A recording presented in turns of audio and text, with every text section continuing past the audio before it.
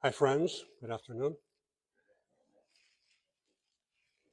Before we get started, there's a fellow that comes infrequently here.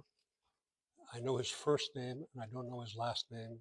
I want to get in touch with him. His name is Charles. He's a South African man, very distinguished looking, tall. That's Charles Miller.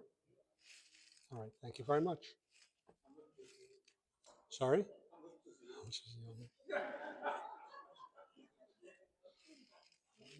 All right. Now that we've eaten, which, let's be honest, was probably the most important part of the afternoon, we can turn to something a little more serious. But before we begin, I just want to say what this is not about today. This is not a theology class.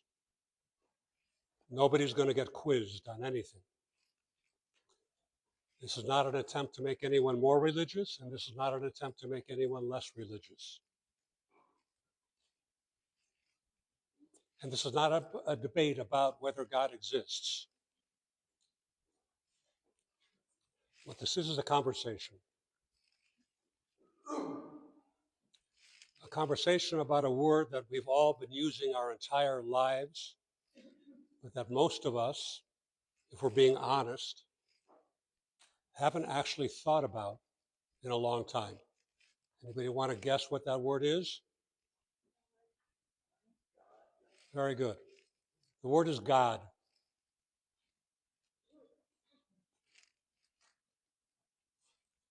Let me start with a question that sounds kind of silly, but I promise you it has a point. Raise your hand if you believe in kaflutin. Kaflutin. Kaflutin. Does anybody believe in kaflutin? No? Nobody believes in kaflutin? Why not? You don't know what it is. No clue. You can't say whether or not you believe in something until you know what it is, right? Thank you, Joel. Sounds obvious. But then we use the word God constantly without ever stopping to ask, what do we really mean by that word?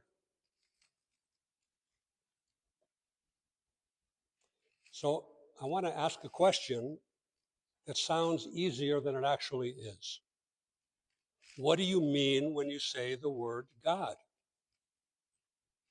Not what you were told that it means, not what your Hebrew school teacher said, not the version you got from your Bubba. What do you mean when you say the word God? Because here's the thing. Most of us, we walked away from Hebrew school with a picture in our heads.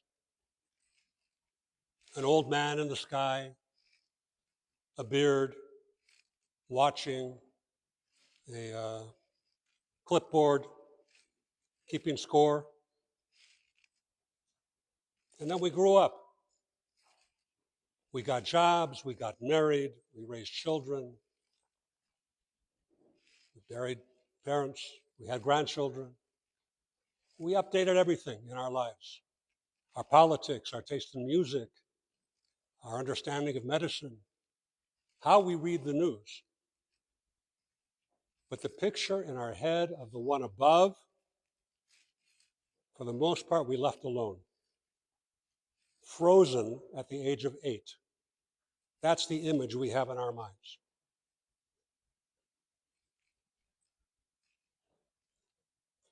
Finish the sentence. God is everything. God is. God is king. God is omnipresent. God is. Okay, we got a lot of God is. God is. All right? God is not.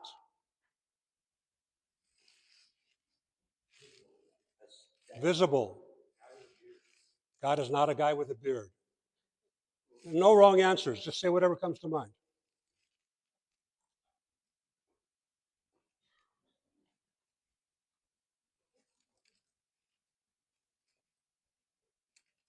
Let's put some other voices on the table, so to speak.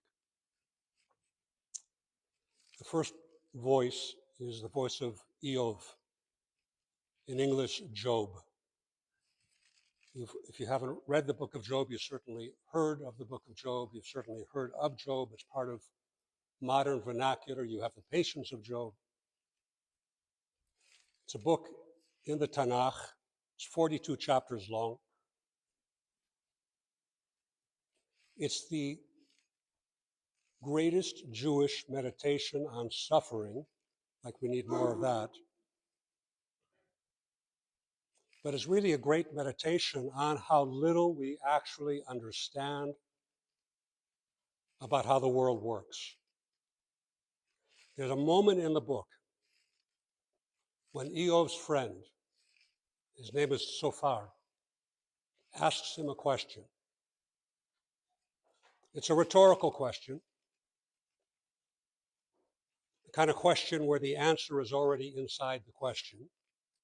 The question is, can you find God by searching? Can you reach the Almighty to his full extent? The answer that the verse is expecting is no. You can search, you can study, you can think about it your entire life, but you're never going to arrive at the bottom of who God is. Now, most religions don't say that. Most religions say, come to us, we're going to explain God to you. Judaism says right there in black and white, nobody can explain God to you, including us. And somehow in Judaism, that's the beginning, that's not the end. Fast forward. 850 years ago in Egypt, there lived a man named Moshe ben Maimon. Anybody know who that was? Maimonides, aka the Rambam. He was a doctor. He was the personal physician to the Sultan of Egypt. He was a philosopher. He wrote the greatest philosophical works of the medieval world. He was also a legal mind, probably the most influential one, maybe in the last 1,000 years or more. If you study Jewish law today, anywhere in the world, in any community, you're reading or you're arguing with Maimonides. And when he sat down to write the Mishnah Torah, the great code of Jewish law,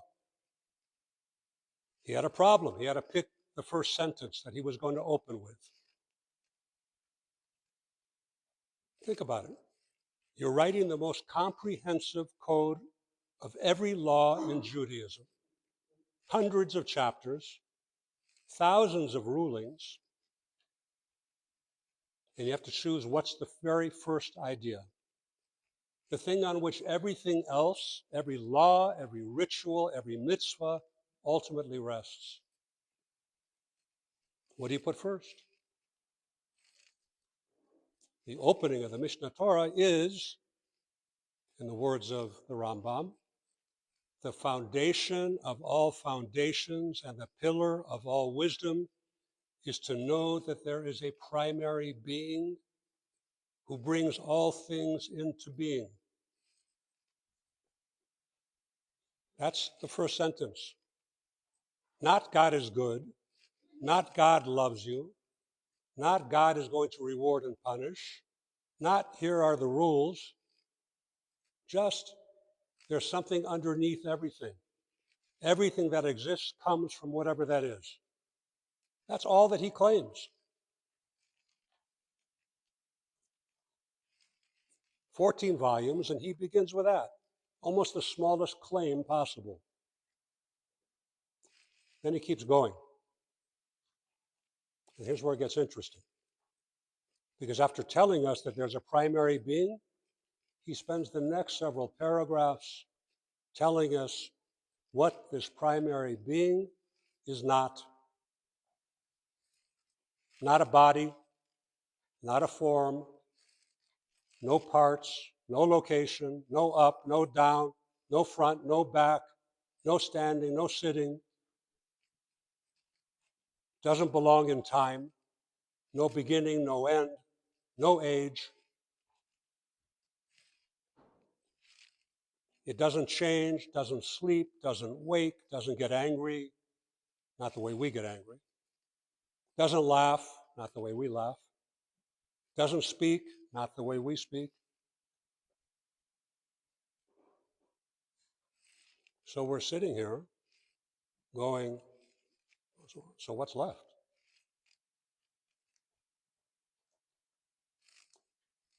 Imagine I try to describe Dr. Kunkus only by what he's not.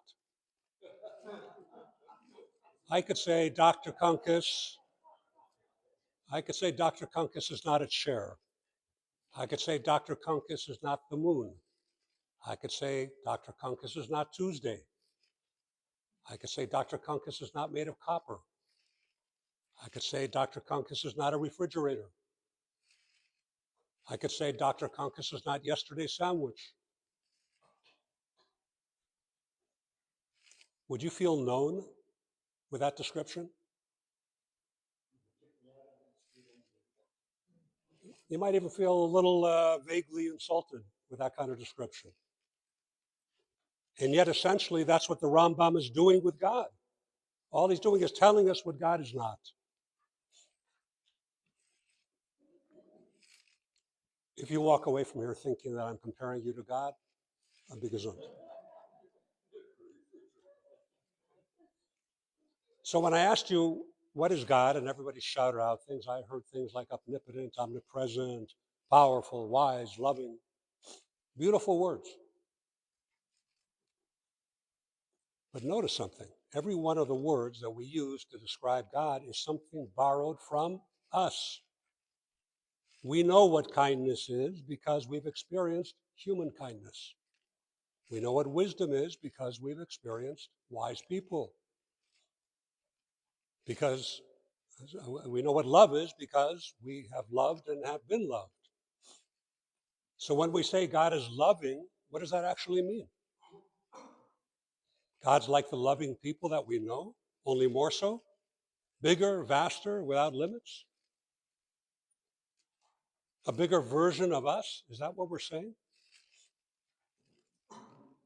Rambam is saying, hold on a second. Hard stop. That's not God. That's our picture of God. It's what we project onto the screen we can't actually see. He's not saying God isn't loving. He's saying whatever love is in God is so far beyond what we mean by love, the calling it love gets in the way. Same with everything else. Whatever God is, he's not your grandfather, only bigger. He's not a king, only more powerful. He's not a judge, only wiser. He's something else. Something we genuinely cannot picture.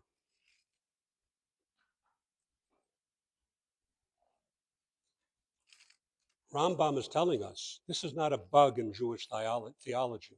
It's a feature. Now, this is already a big idea, but I want to add the Baal HaTanya, Rabbi Shneur Zalman of Liadi, the founder of Chabad Hasidut. As he wrote in his magnum opus, the Tanya, about 230 years ago, he took it one step further. He says, even saying that God is not this and God is not that doesn't capture it. Because the moment you say God is not a body, you've already done something. You put him in relationship to bodies. You said there's a category called body.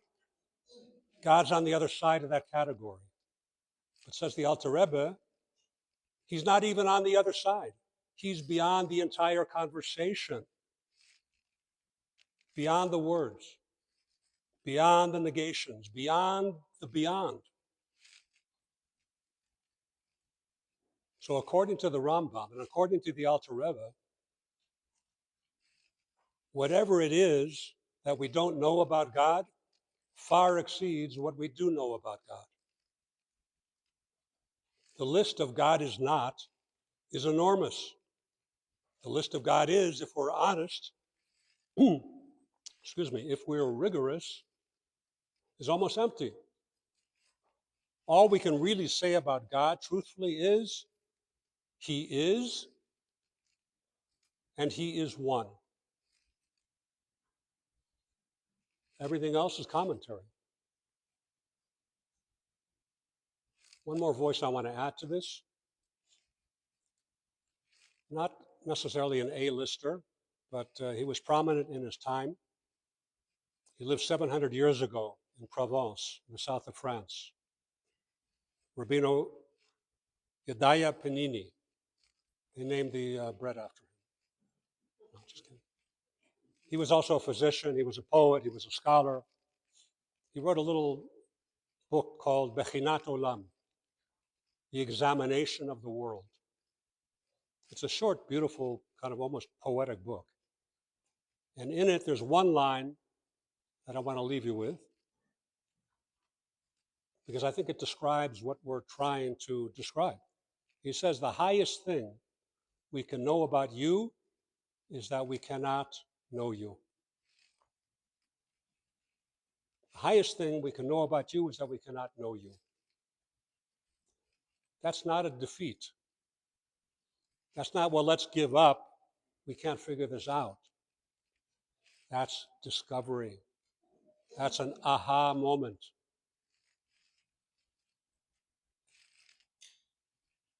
To know God, according to Yedaya Hapanini, is to know that He is bigger than any picture you can hold.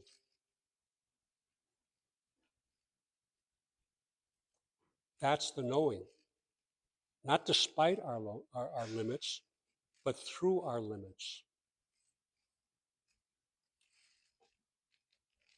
Let me tell you a story from our own time. The Lubavitcher Rebbe, Rabbi Menachem Mendel Schneerson, head of the Chabad movement, everybody knows who he is, passed away in 1994. He was Rebbe of Chabad for 43 years, and during those years, decade after decade, people came, and he had so many private audiences with so many people, thousands of them from every walk of life, rabbis and businessmen, scientists and artists, famous and unknown, Jews and non-Jews. Each one came from what was called yechidus from the Hebrew yechidut, to connect to a private audience. They would tell him whatever was on their hearts, and he would respond to them. A man comes into yechidus. He stands in front of the Rebbe and he says as follows: Rebbe, I have to be honest with you. I don't believe in God. And he goes on to describe what he doesn't believe in. The Rebbe looks at him, didn't flinch, didn't argue, didn't reach for a proof. He looked at him in the eye and he said, the God you don't believe in, I don't believe in either.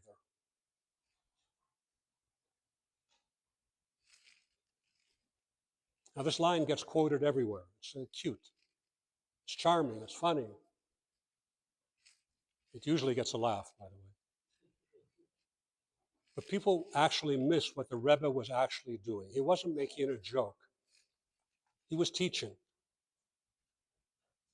Think about who walked into that room. A man carrying a picture from somewhere, from Hebrew school, from a movie, from a sermon he half listened to, from a magazine cartoon. A picture of God that was narrow, limited, childish, anthropomorphic, God appearing like a person, a God you could draw, a God you could fit into a sentence.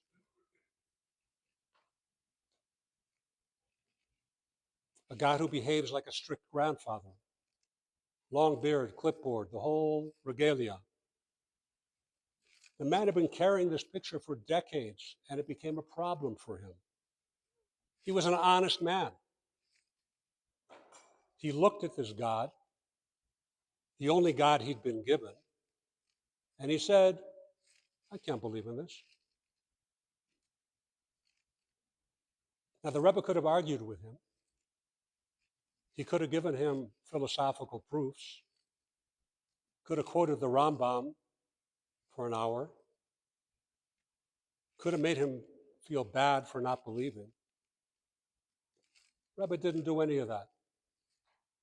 Rebbe said, you're right. That's not God.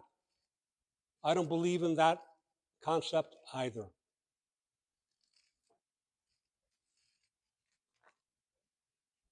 And in saying that, the Rebbe was not dismantling the man's faith. He was clearing space for it. Because once you put down the picture that doesn't fit, you have room to receive the one that actually is. And the one that actually is not the man in the sky, not the scorekeeper, not the strict grandfather.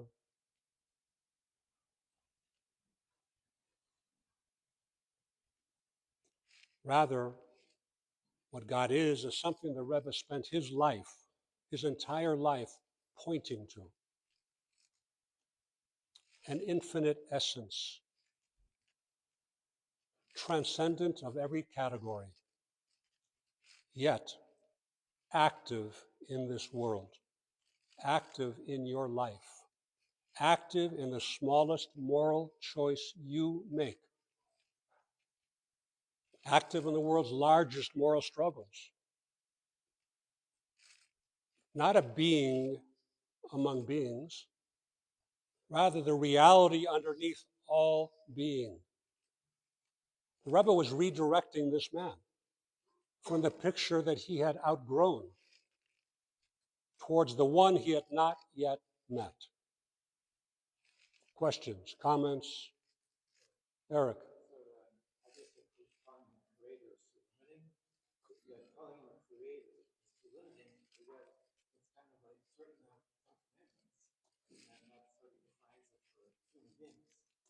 So Eric brings up the point, when you call God creator, it's an accurate description of an action that God takes called creation, but it doesn't define him. Sometimes he puts on the hat called creator and he decides to create a universe. But there's also other manifestations of the same God. What about God behind the curtain of creation? The wizard behind that's pulling the levers that nobody sees. We see in the beginning of Genesis, in Bereshit, we see God with two different names, Elohim and Havaya. Why are we using two different words to describe the same God? Because Elohim is God as he is in the natural world, the one that created gravity and buoyancy and why it is when you drop a piece of pizza, it always lands with a good side on the floor. Like, why is that? Those are all the things that God created as the creator. But what about the God behind creation? Yes, Jeff.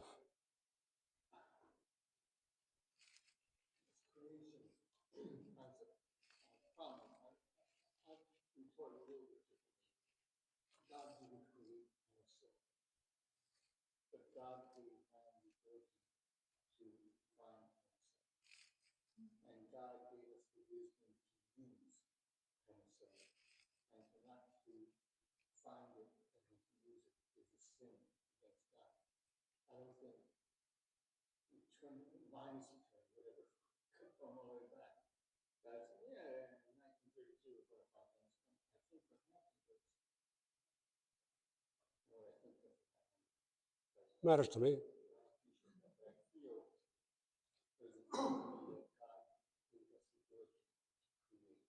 Yes.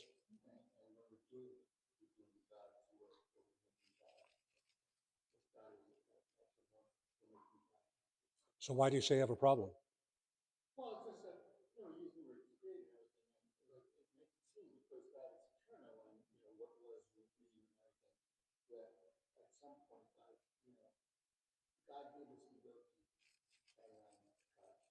Clearly so. God clearly makes us partners in creation.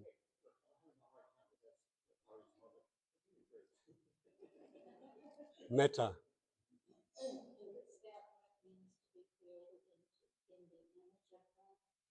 Very interesting question. What does it mean to be created in the image of God? We say that we are created b'tselem Elokim, in the divine image. So what that actually means is that the building blocks that God used to create the universe were 10 internal powers of his. 3 of them intellectual, 4 of them emotional, and 3 of them behavioral. Those 10 powers in Hebrew are known as the Esser Sfirot. And those are the building blocks that God used to create the universe. That's in the macro. In the micro, he created Esser Midot, the 10 soul qualities in us. We have 10 qualities within us that mirror the qualities that God used to create the universe. We have 3 intellectual faculties known as Chachma, Bina, and Das, wisdom, knowledge, understanding. We have 4 emotional qualities, Chesed, Gevura, Tiferet, Netzach. 3 behavioral. I'm not going to go into a whole description of everything. Hod, Yesod, Malchut. The point is, even though we can't know God per se, we can learn about God by learning about ourselves, because in certain ways we mimic the same qualities that he used to create the universe. Capiche? Make sense? Gail.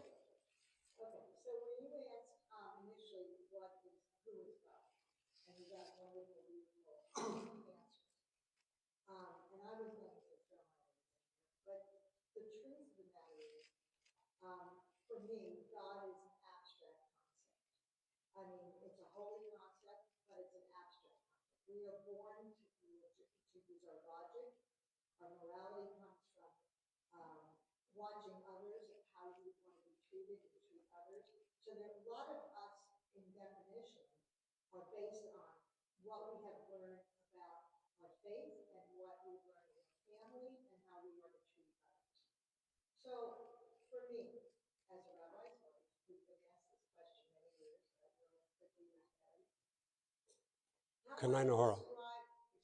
Kanai Nohara.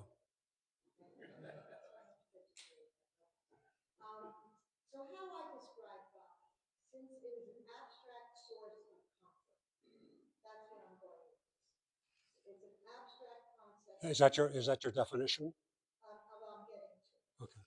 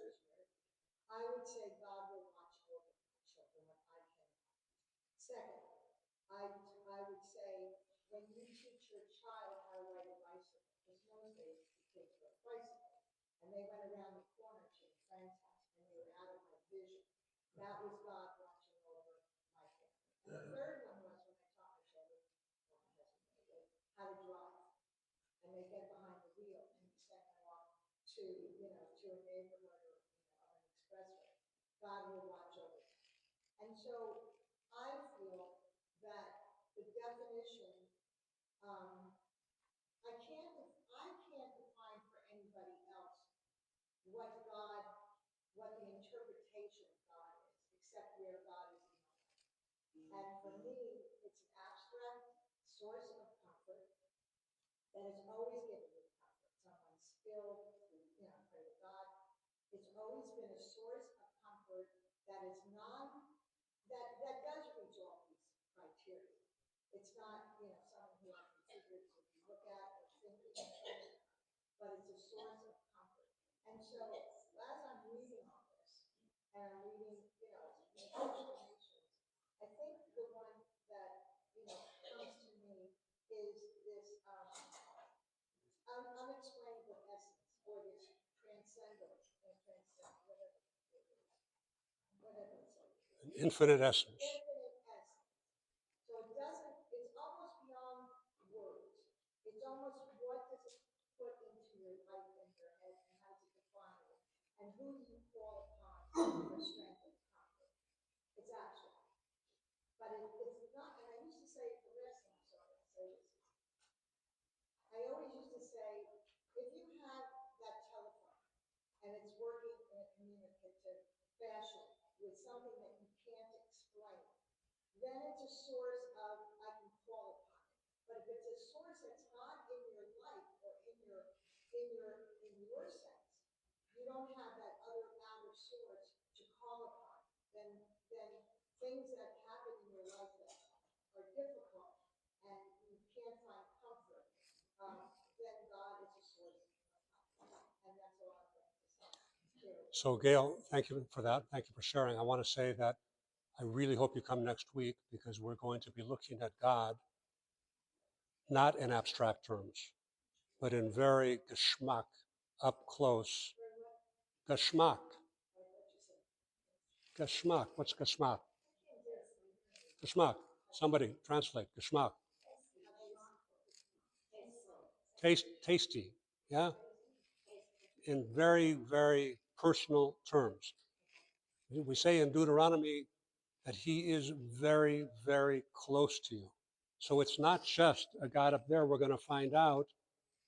It's a very personal God that's riding shotgun in your own life.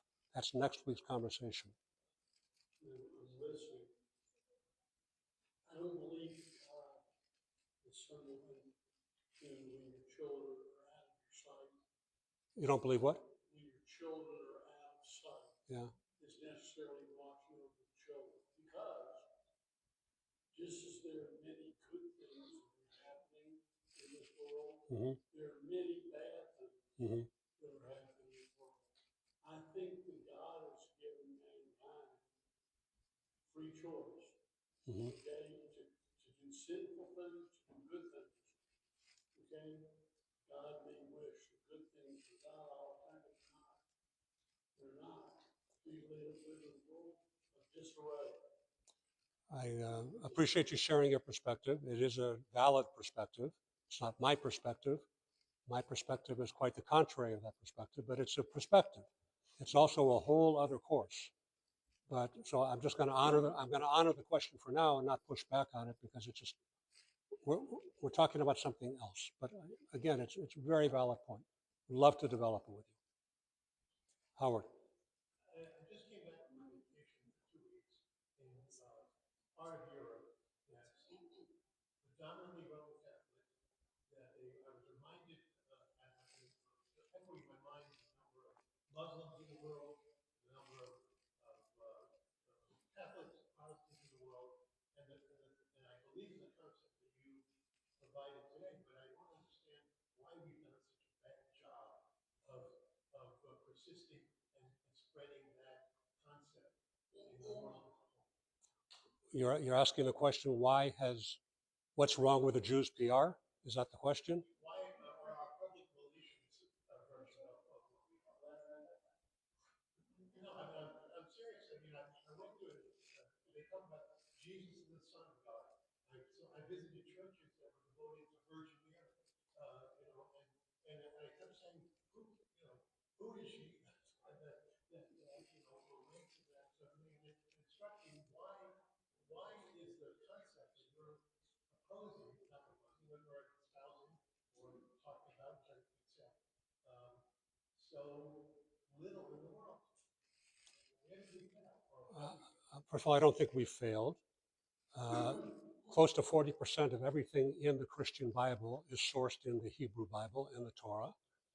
Second of all, what made the Jews unique in the day, in antiquities, during the temple period, compassion, justice, fidelity, treating the widow and the orphan, all the good stuff, all the universal morality. As a result of Christianity, they actually supersized all those concepts and missionized the world.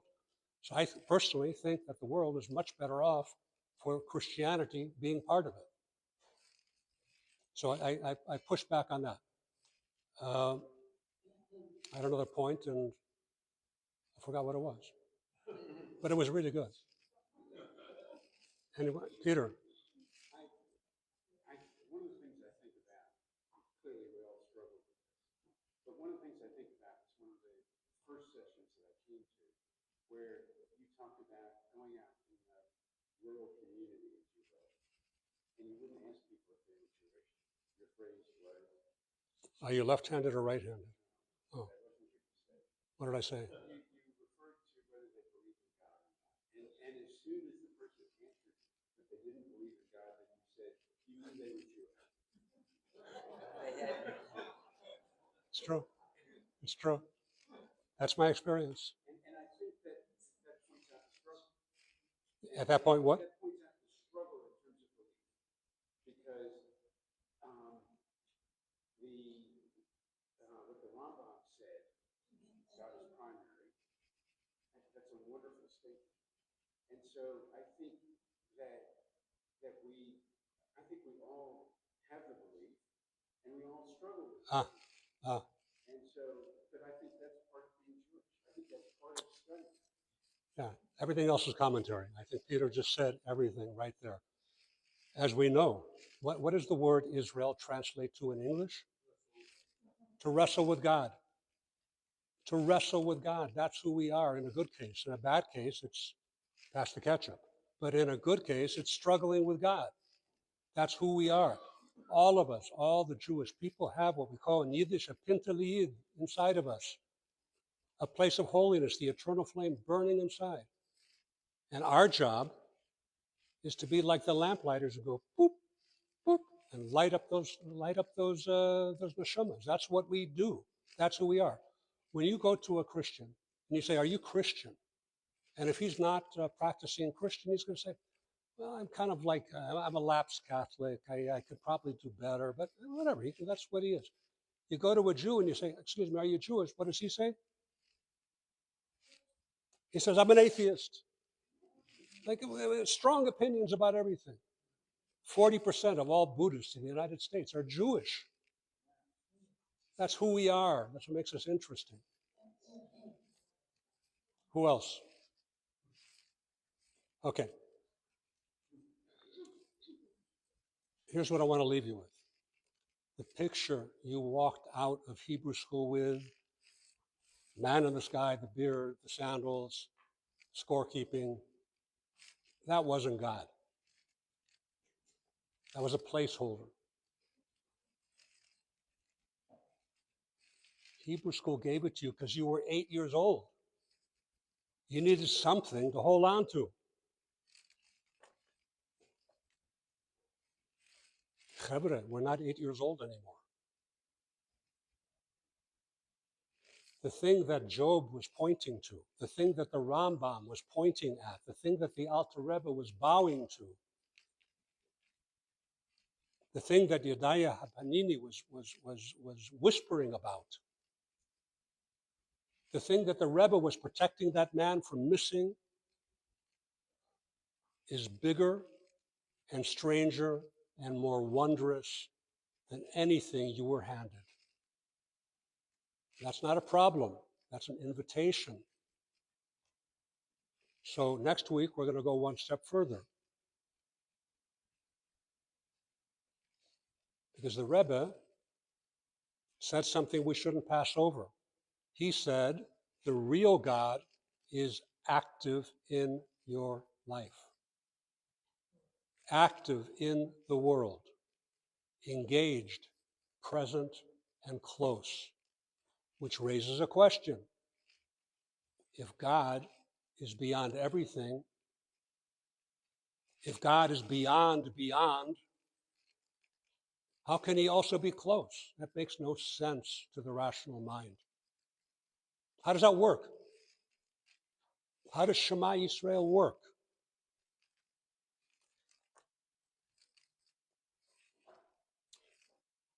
Before we wrap up, I had a few thoughts on the Parsha that Rabbi Solish spoke about earlier.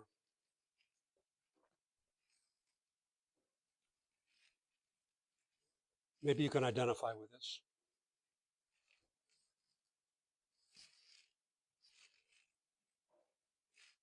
A father loses his temper with his teenage son during an argument at the dinner table. The next morning, the father feels awful. He's ashamed of how he behaved. So he corners his son before school. He launches into a long soliloquy, an apology of apologies. And he insists right then and there with his son, they should hug it out. Keeps asking, we're okay, right? We're okay, right? Can anybody identify so far? A spouse, a child, whatever, yeah? But the boy barely responds. He needed space. He was hurt. Instead of feeling heard, he's feeling pressured. The father wanted reconciliation, but he wanted it on his own terms. Sometimes even regret can still be self-centered. Which brings us to the Parsha. You'll find it, by the way, in the book of Numbers, chapters 13 through 15. It contains the story of the spies that Rabbi Solis spoke of. 12 scouts sent to survey the land. 10 come back, they're terrified. They describe the inhabitants as giants. The land, they say, will swallow us alive. And the people panic. Some even speak of returning to Egypt, the good old days when we were slaves in Egypt. In response, God decrees that this generation is going to wander around for the next 39 years in the desert and not enter the land. And then the people suddenly change course. Verse 40. We are ready to go up to the place the Lord has spoken of, for we have sinned. The soundtrack from Rocky is playing in the background. They are ready to go in there. At first glance, this looks admirable. Isn't this what repentance is supposed to be? They admit they were wrong. They want to fix it. But Moses warns them not to proceed. The ark, the holy ark, the sign of God's presence, is not going to be going with them. This is no longer the moment to enter the land. The Torah calls these men ma'apilim, literally those who pushed ahead. Ignoring Moses' warning, they climbed the mountain anyway, determined to reverse the failure through sheer courage. And the Torah records what happened next. The Amalekites and the Canaanites struck them down, killed them. Whoever was remaining drove them back. Right there in the Torah. Here's what's striking. When God first told them to enter the land, fear held them back. Now that the moment passed, they charged ahead anyway. In both cases, they were acting for themselves.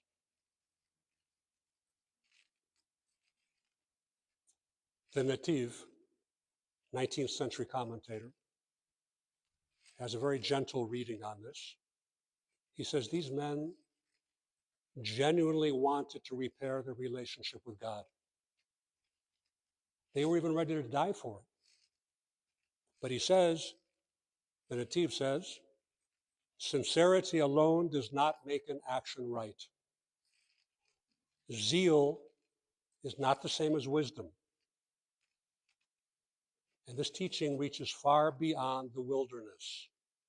Sometimes in life, we hurt someone.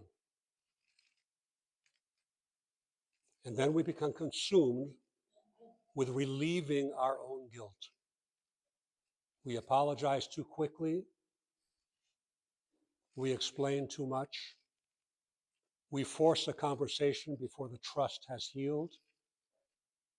We demand reassurance from the very person that we wounded. We call that reconciliation. But often, we're just trying to restore our own comfort. The story of the Ma'apelim teach us real repentance is not only about moving forward. It's also about learning when to pause. In the words of Rabbi Kenny Rogers, you got to learn when to hold them, when to fold them, and when not to force redemption on our own timetable. Not every closed door opens because we push harder. That's the takeaway.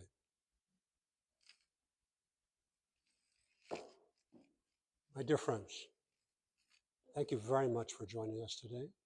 It's always great to be with you. This is my favorite way to spend a Monday, and I hope it is for you too. I want to thank the new faces for coming. I hope you come back. I want to wish Mrs. Solis a bon voyage. Thank you very much. And if anybody is in the mood to sponsor an event for a yard site, for a bar mitzvah, for a wedding, for an anniversary, for a facelift, for anything that you want to sponsor for, we would welcome it. Don't forget to feed the pushkas, and don't forget to use this electronic gizmo. Thank you very much. Sei gesund, sei matzliach. Thank you.